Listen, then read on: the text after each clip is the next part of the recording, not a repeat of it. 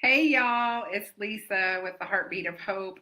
And for my fifth podcast, I'm so excited. This is my fifth podcast, but I have my friend Misty here, and she's my first guest. I finally got to pin down, and I pinned her down because she's here staying with me this weekend. And so I said, okay, we're going to get her on a podcast. And so here she is. And, Misty, I met Misty, gosh, 3 years? 3 years ago? Yeah, 3. 3 years ago, I think I told you guys I'm a prayer minister for an inner healing and deliverance ministry, and they had a training, and Misty and her husband came, and it was so funny because Misty was like not very sociable, y'all.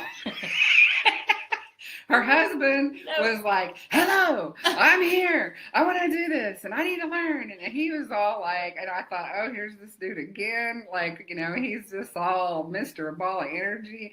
And he's like, yeah, my wife's here. And you see her and she's like, I'm here to take notes. Taking notes.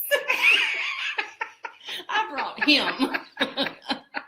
She didn't even want to come. I think you were going to go camping or something, weren't you? That was the first time. So I went to the first training by myself. And that's why I was like, I'll just be a note taker because I've already heard the guy. I've already done this. So yeah. I'm going to take you, and this is your lane. Have at it, buddy. I'm going to take all the notes for you because this ain't me. So, because like the whole thing with this podcast is, I want people to have hope, and I'm nothing special. She's nothing special like she is to me, but like we're just regular people. We're just regular everyday people living in the world just like you are. And we just want to talk, I want to give hope about what all the Lord has done in my life, what all the Lord has done in her life, and how he is using us. And he's going to use you too, if you'll let him. So, just that's the whole thing I want people to get out of this is, if you will take the time to hear and listen and man, just a little, be scared, but do it anyway. Amazing things happen. And so I wanted Misty to come on and talk about that day at this training and what happened to her and where she's at now. And that, she's just a girl from Mississippi. And I'm so grateful to the Lord for bringing her into my life. She's been an amazing, amazing friend. And y'all know my son's in prison, and this girl came to the courtroom and prayed and stomped and did all the things during this thing. So she's one of, if you guys look back and you saw the other one, she's my gold digger. She's a gold digger. I have another one that's a gold digger. And these two, man, when I'm down, they will get their shovels out and they will dig for gold. And so these are the kind of people you need to have in your life. And so anyway, I'm just going to let Misty take it away and talk about, what happened. And yeah, so like we're talking about, I brought my husband because it was his lane. And so he was having a ball, and we'd been to 2 days of the training. And that morning, it was Sunday morning, we were at the church that was hosting it. And it was their normal church service. And we were second song in. He'd been having a blast, learning so much.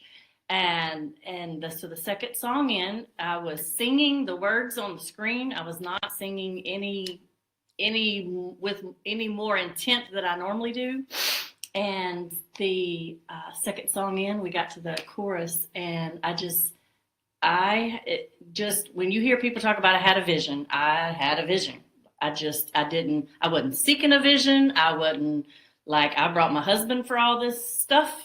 I was just the note taker. I was just taking notes. And then this vision happened, and that was not part of the note taking. And so I had this vision where Jesus showed me, the first thing I saw was these huge iron gates.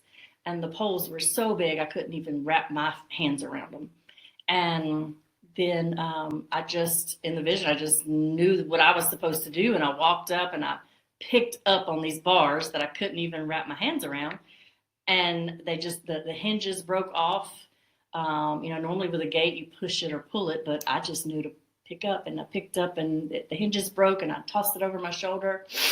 And then I turned back around, and a little ways I could see another one. And so I was like, okay, let's see if I can do that again. And so I walked up and did it again and tossed it over. And then I turned around and it just became this, this desire of, I couldn't do them fast enough. So I was running to gate, breaking them, throwing them off. And then just as I was doing that, I heard the Lord say, you're a gate breaker.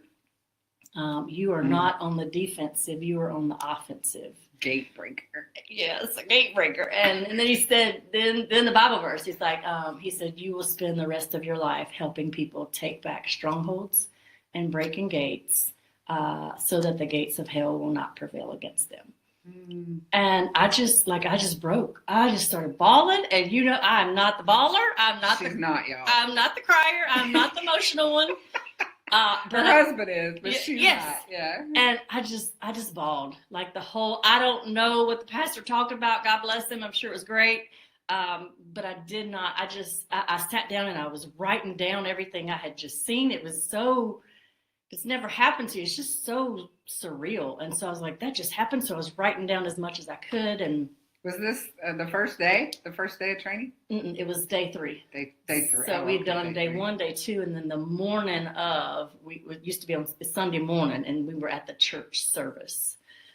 So been through 2 days of the training, and I think the first day I took like 14 pages of notes, like I was all in my note taker identity. And then the second day I got like 9 pages of notes, and I was like, I got this. He's having a ball. I'm getting it all down. This is going so good. And then Jesus just wrecked that note taker identity on day 3.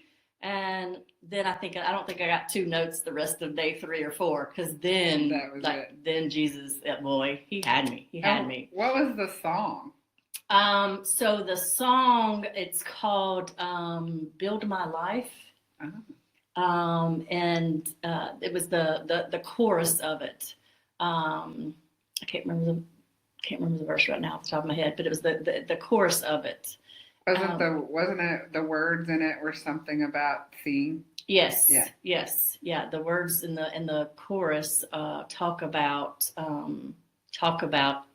seeing. And again, it's like I was not singing. I was not trying to see in the spirit. Like y'all, I come from a very conservative background, and so I had an experience where I was mortified of all this seeing and all this, just this stuff that I was not used to. This stuff. It's funny because when you say this stuff, I'm like, used to when I heard about people that see, and y'all, when we're talking about seeing in the spirit, we're talking about seeing angels, demons, because I don't see like Misty does, but now I do see some demonic stuff, and just weird things. And so when she says stuff, that's what I used to say. I'd be like, y'all, that's some weird stuff, like they're crazy. Yeah. They've lost their mind, and they probably need to be in some mental health. Is what I used to think. And now I'm like, just it happens to you. Yes. And you get the first vision or the first thing that you see, like in, real time. Yeah. You're like, what the heck is that? Yeah. It completely changes. It's like that cognitive dissonance of, it's like, it's like I had heard of that stuff and I believed in that stuff, but it was like for those people. Other people. Right. Like the people who have been to Bible college and all the degrees and have been, and have been overseas and all the 40 years with the Lord. It's like those people. Yes. Like me, who didn't even want to be there, was just note taking. Like literally one of the questions, I was like, Jesus, did you zap the wrong chair? Like, did we sit in the wrong? I think that was supposed to be for my husband. Like, I'm pretty sure, like, he's your guy. I had my Moses moment. Like, you got the wrong girl. Like, I think you zapped the wrong seat. Like, was Brian supposed to sit here? Because that was all for him. I'm not. I don't want to help people do that for the rest of my life. So, Well, and I imagine that, even you come with it and then you get hit with it, not to mention you got to process it and figure out what the heck, and why me and what am I supposed to do with it? And then worry about people like me who used to think like that. Like, what are, now I got to talk about it, and how scary is that, yes, because somebody could be like, you're cuckoo. absolutely. Yeah. That's, and I don't know how long ago, 20 years ago, 30 years ago. I'm sure even probably still today, people get locked up Yeah. for, Oh, yeah. you think about the homeless, some homeless, you think about people that are, in some mental places, and it's, the voices and the things that they see. And so it's a, it's a journey for sure.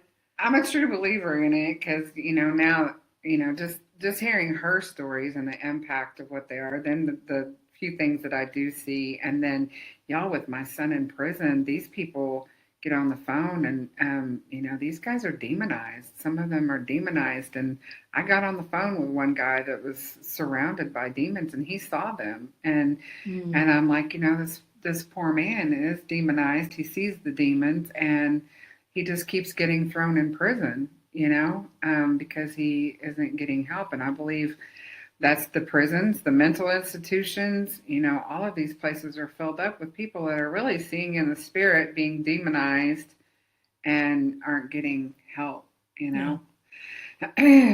So anyway, I just take it from there, from like, so you see the first vision of your gatekeeper, and then what do you do? Yeah, well, so immediately I told Brian over lunch, and like he didn't know neither one of us, we didn't know what to do with this. We didn't know. It always, like I said, it happened to other people. And so I told him, and then it just, like, that literally was just like it's like Jesus, the door just busted wide open. Started having visions the whole rest of the conference, and people, Jesus had people speaking into. Like one of the things was I told him, I said, the gates, I said, the best way I can describe it is it's like a hurdle, like hurdles on a track. They were spaced out. And so I said, it's like I was just like a hurdle, like just running as fast as I could. Well, later Didn't you used to run track? I did. Yeah. I didn't do the hurdles. That was too short, but I did. And so, but later on that night at the conference, somebody came up to me and they were praying, and then they just started prophesying. And then she just stopped at one point. And she's like, the best way I can describe it is I see you guys like, just like Olympic hurdlers. Like y'all are jumping, and like your feet just barely hit the ground, so the enemy can't even strike you. And she's like, I don't know if that makes sense, young. And then Brian and I just start bawling, and she's kind of like, oh, what's that? And I was like, man, see, like that's exactly. Brian was like, that's how you told me. I was like, I know. And so, but just it that became regular, very regular for me, very quickly. Just the whole rest of the conference really for me was just some really big. Some of them are like long, but right away, Jesus, we just started working on me, and that whole mentality of you got the wrong girl. This is great stuff, but I don't really want to. I don't really want to do this. So he used it to start doing inner healing on you. Absolutely. Because that's what I told him. One of the first things when I was in this vision with Jesus, and I was like, Jesus, I don't know how to do what you want me to do. Like that gate breaker and helping people, that's just not what I just feeling it. I want to help. Give me the animals. Like give me the Yeah, give me the animals, like the dog on the side of the road. It's so funny, the journey, because I was there at that training, and like I said, she was not a people person. She wasn't a hugger for sure. Didn't really want to get involved with people. You didn't see her in groups mingling or anything like that. Now her husband, yes, he's very social. He's all up and hey, I'm Brian. Yeah. So he's the more social one. So the 3-year journey of what this has done, but I can see the healing that he's done and how he's brought her into her proper identity. Yes. And that's where I feel like, we listen to all these things of the enemy, and so there's the hope, is that if you can get in and listen to the Lord about who He's called you to be, what He's called you to do, Yeah. and let Him work and, teach you about the giftings that you have, Yes. or they all of a sudden He plops down on you Yes. in a sudden thing, man, to look at her 3 years ago and look at her now, it's not the same person. Yeah. It's not the same person. Brought her out into now she's, Yeah. I dare to say, pretty sociable. Yes, that's now I love. Like I wish that's what I could do all day, every day. Yeah. Is, just praying and getting in, Yeah. getting in with my shovel and helping people, working with Jesus, with the Holy Spirit, of just because I can see things in the Spirit. It just kind of sometimes helps crack the egg, so to speak. But yeah, to begin with, that whole, really, the first 9 months for me was Jesus breaking off a lot of that. And at one point, I was having this vision with Him when I was telling Him, you got the wrong girl. And we were sitting at this table, and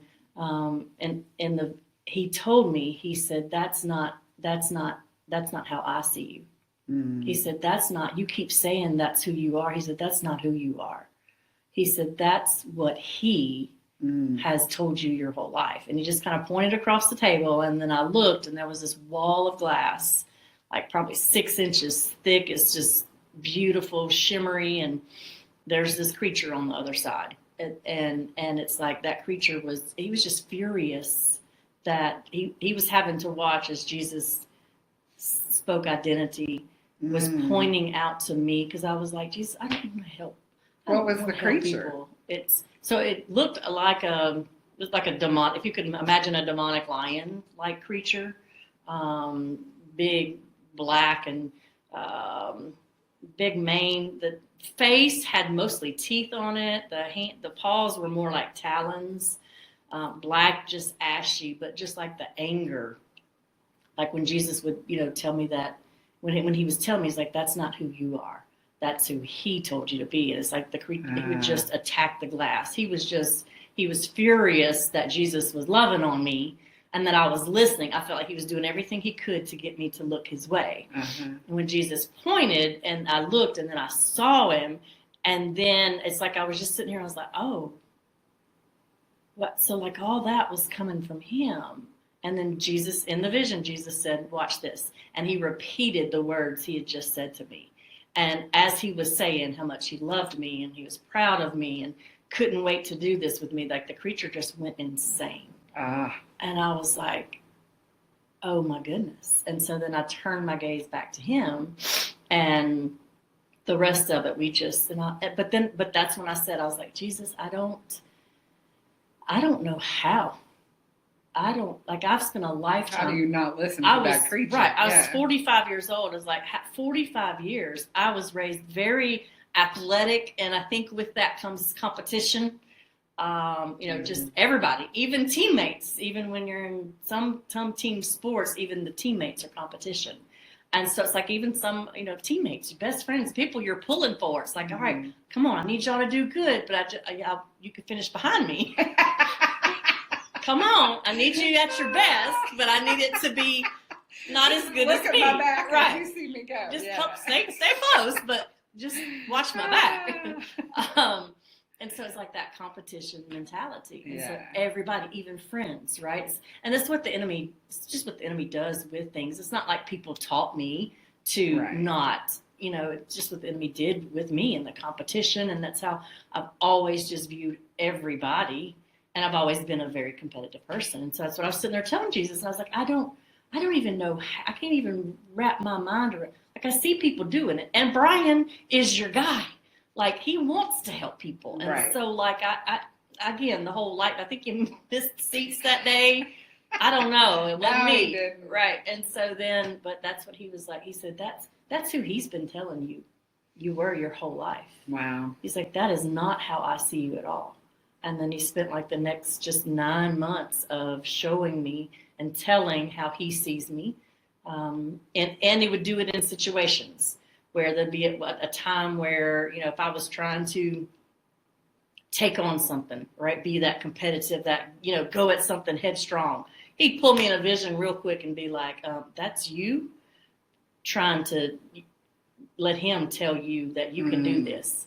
He's like, you can actually sit here with me and I'll do it for you. So I think that's important, though. That beast is still there. Absolutely. And you can turn and listen to that beast if you want to. Absolutely. But you've got to choose and listen to Jesus about what he says about you and what God says about you and who your true identity is. So I think that's the kicker is, we can go ahead and listen to that beast because everybody's got their beast. Yes. I've had my beast. Yeah. And we can listen to that beast of who, he says you are, or you can listen to what God says you are. Yeah. I don't want to listen to that beast. Yeah, that's what I tell people all the time. Like, devil's gonna devil. He's not, it's not like he went, oh, darn. Yeah. Jesus told her who she is, and now we can't ever touch her again. Yeah. Right? I'm done. We would love, I'd love it. I would love it. But it's that one up. It's that one up that we're talking about. Like the devil thinks, okay, let me one up. Yeah. Now I gotta go above and beyond and let me get her back into thinking. Yes. And she's wrong. Yeah. Yeah. And that's how he's gone at me my whole life. And so it's familiar. It was the easy button, so to speak, a lot of times, comfortable. Yeah. Get somebody, because man, I would never start anything, but the minute some competition, if there was any type of competition, I was like, I don't even know what I'm doing, but I can outdo you. Oh, you should see her play cards. I've had to leave. See, it's still a work in progress. It's so funny because she's in this competitive slamming cards down. Her and the other gold digger friend, they're both like, and I'm like, okay, I am not competitive at all. I'm out, so it's just funny, but bringing us together as friends. Yeah, and so then it just... So when you went home, so all this happened. Yes. You go home. I'm sure you were probably like, what the heck? And you had to process all of that. And so we didn't find out till way later that this happened to her. Like how long was it before you discussed it with somebody? January. So about a month later, I had a prayer session and I called and resumed and talked with somebody on the team and told them all about it, and she was just blown away. And so it all really did happen super fast for me. It was a month after that. So 2 months after we came, Brian and I started internship. And then 2 months after that is when I joined the team and really started doing that using what she got. That gate breaker of, and just the downloads that it was just Jesus. Like I just did not, again, I knew the world existed. I knew there were people that had that calling and the giftings, but I thought it had to be, I think it was more religion and work based where, I didn't go to college. I didn't go to Bible college. I don't know all the Bible verses. I don't know all the things. Yeah.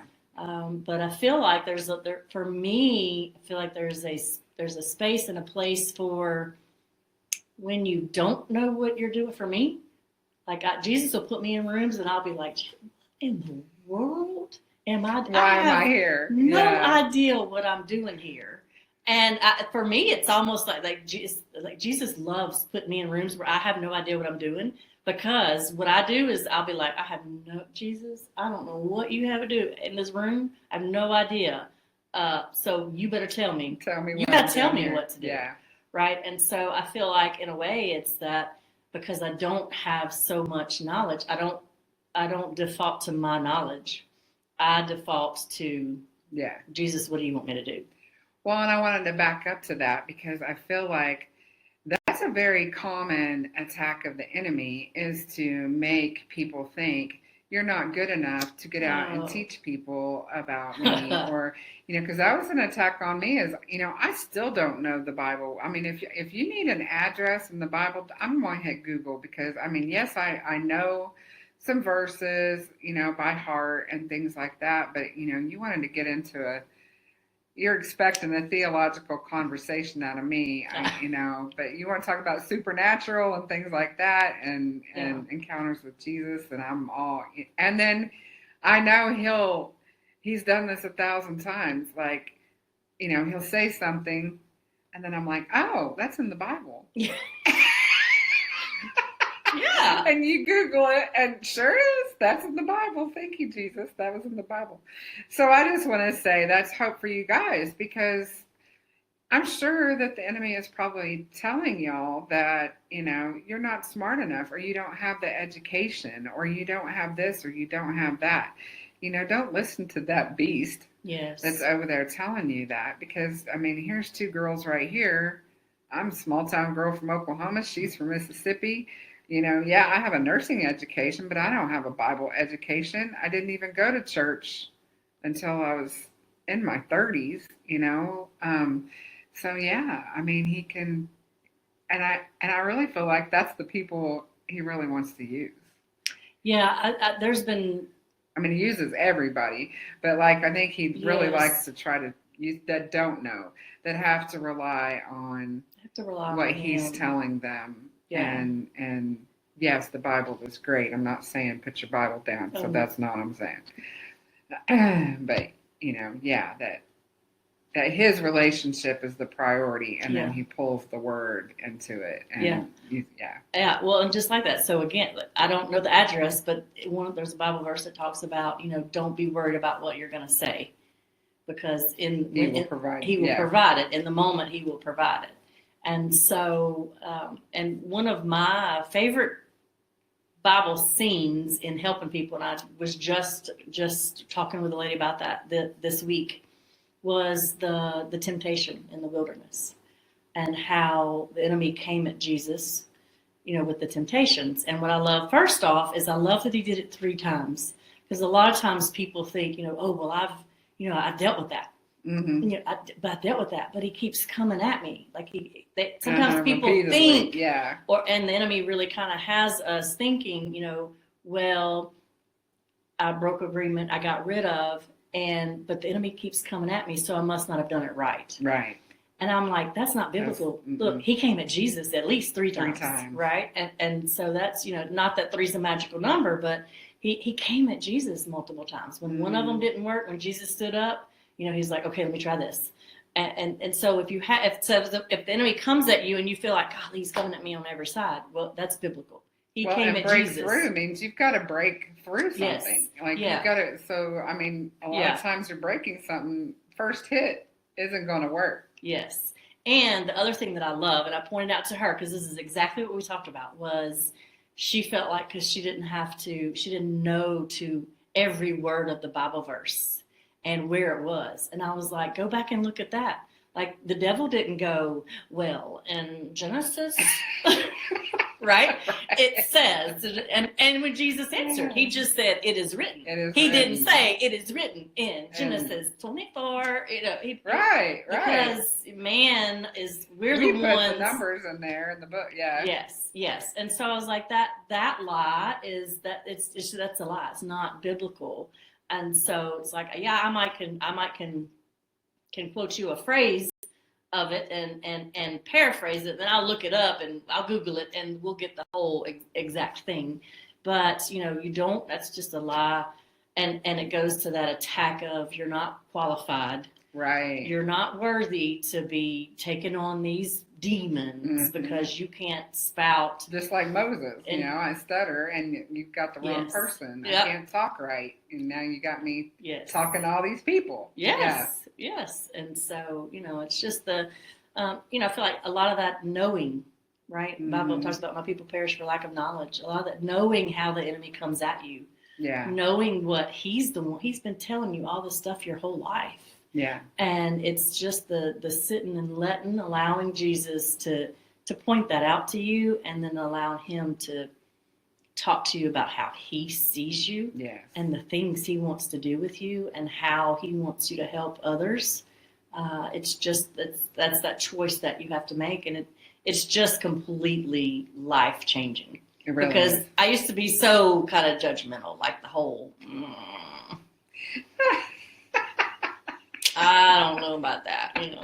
I was too. And I know it sneaks in there every now and then too, but I I do, that identity thing that is a very big deal. I know, he's worked on me for years on my identity, and I still feel like he's still working on it. Like, it's just getting this layers of accepting this level of who I am. Okay, I'm a daughter. Yeah. And then you soak in that for a little bit, and you're like, oh, I got gifts, and oh, I got this, and oh, I got that, and and then you get like you have a purpose, and you have a calling, and you have this, and you have resources, and you start looking at all of these things and grasping each individual thing and just walking through them. But I do encourage you guys to sit down. We love to get people to sit down with Jesus and get your journal out. I think on every episode I've mentioned my journal, and I know she does it too. And that is a big way, but sit down with Jesus and just ask him, what do you say about me? Who do you say I am? I remember I was in a prayer session and I was getting, and she said, ask him how he sees you. Mm-hmm. Oh my God, it blew me away. And my name, I didn't even know my name meant carrier of light. And he saw me as light. And so when I had the vision about it, I was a ball of light standing by some water. Yeah. And I was like, I don't even see a human being. And he's like, I see you, you're light. Mm-hmm. When you walk in a room, you're light. So when he told me that I was this carrier of light, it changed the way I entered a room. It changed the way I showed up. It changed the way when I was talking to people that, oh, if I look at myself like I'm light and I brought this light in the room and I brought light to this conversation, it's life changing. So there is something he wants to tell you about who you are, and it will change the way you walk in a room. It will change the way that you look at your everyday life. It'll change the way you show up at work. It'll change the way that you talk to your friends. It might even change your friends.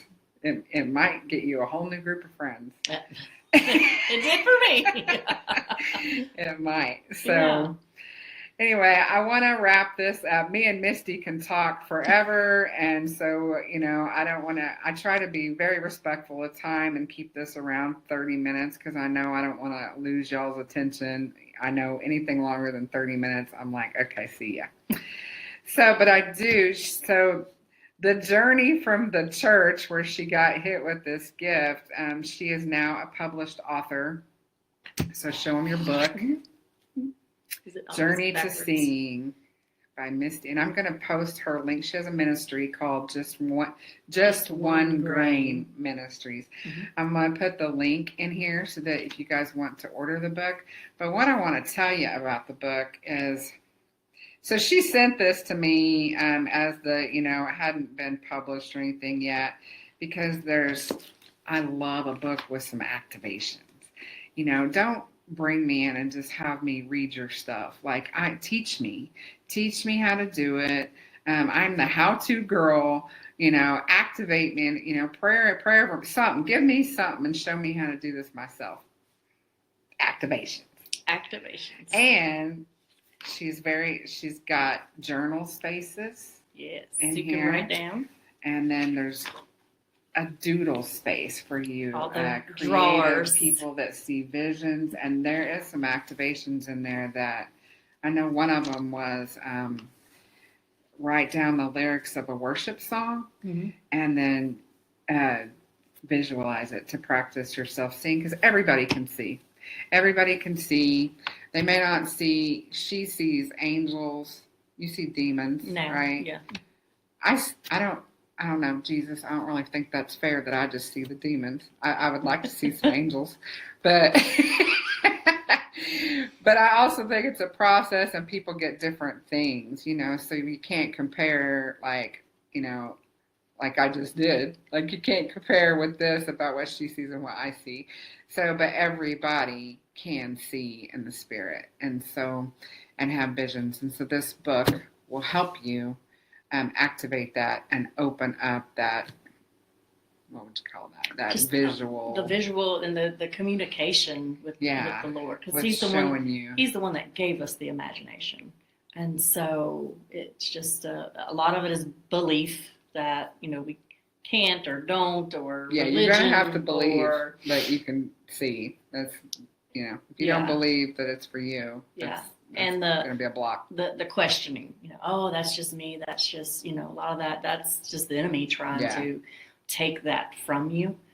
And so there's hopefully enough activations that are different ones. And, you just start small. And that's what I always encourage people. Just whatever that, when you ask Jesus a question, whatever that first thing you see is, like, write it down. Write it down. If it doesn't make sense, especially if it's weird, y'all, Jesus hangs out in the weird. Like, he hangs out in the weird because, and what he does with me is I love when he does stuff like that, because it's like, for me, that takes that argument off the table of it was me. Right. Because it's like, I would never come up with that. I would never, if I had to conjure up something, if I had to make up something that I would see, especially like demons, it just would have never been like it was for me, especially in the beginning. I just would have never done that. So funny, because the first thing I saw, I didn't want to tell anybody I saw it, and I remember, but it was a lustful spirit. And it was if y'all could picture one of those cinnamon gummy bears, the little, the little gummies, they're all cinnamon, they're a little red, but a melted demonic looking one. Mm-hmm. And he was kind of melting, and he was stuck to somebody. And so we were trying to pray it off. We were doing deliverance. And the thing was just, it would flop down and stick here. Mm-hmm. It would flop down and stick over there. And I was like, what is that? Like, is anybody else seeing this? And they're like, nah, oh, wow. So that was the first thing that I saw. So when you do see something, don't just shut it down. I mean, and ask questions, ask somebody, that you feel comfortable with to ask. And, if you have a vision or something, and then just sit down and talk to the Lord about it. But I had to ask him, what is that? And it was a lustful spirit. And so now when I see lust, I know that that's what it looks like to me. It may not look like that to somebody else that sees, but to me, that's what it looks like. So I know that's what it is. And, so anyway, it's just cool. So I just pray, I do want to pray over you guys. And I do pray that this opens up your imagination. Let Jesus use it. God created us. He gave you your imagination. Dreams are imagination. We can have them when we're awake, and we can tap into this. The spirit world is right here. It's just right there, So, oh, Lord Jesus, I just thank you for everyone that's listening today, Lord. I pray that you just open up their imagination, open up their mind, expand their vision. How you were talking to me about expanded vision lately. Yes, so I just pray expanded vision. Lord, and I pray that anyone watching, listening today, I pray hope for them, because you picked people that the world says doesn't really matter. You picked, your disciples were fishermen and tax collectors and people that were just, regular everyday Joes working, not really celebrities, didn't have a lot of knowledge and education. And you love to take those kind of people, gift them, and send them out. And so that is who is listening today. Just regular everyday Joes, Lord. So I pray, yes, that you maybe just impart to them some vision and seeing in the spirit, Lord, and just, like I said, expanding the knowledge, use of imagination. And there's a whole world out there to explore with him. And so I just pray that you have the courage to do that. Don't be scared. Don't shut it down. And so we just ask for that, Lord. Fill them up with hope. Get their hope buckets full. Yeah. And we thank you in Jesus' name. Amen. Amen. All right. So you guys have a great weekend. And thank you, Misty. Absolutely. Thank you for coming on. Me be on. It's my first guest. It's my first podcast. So thank you. We're all new at this. And thank you guys so much for watching. I can't believe how many people have actually tuned into my podcast. And I hope it's helpful for you guys. So, all right. Love you. And also, if you want to email me questions, you can at theheartbeatofhope@gmail.com, and I will post the link for her ministry. If you want to get her book, it'll be in the little link there. All right. Thanks. Have a good night, day. Bye.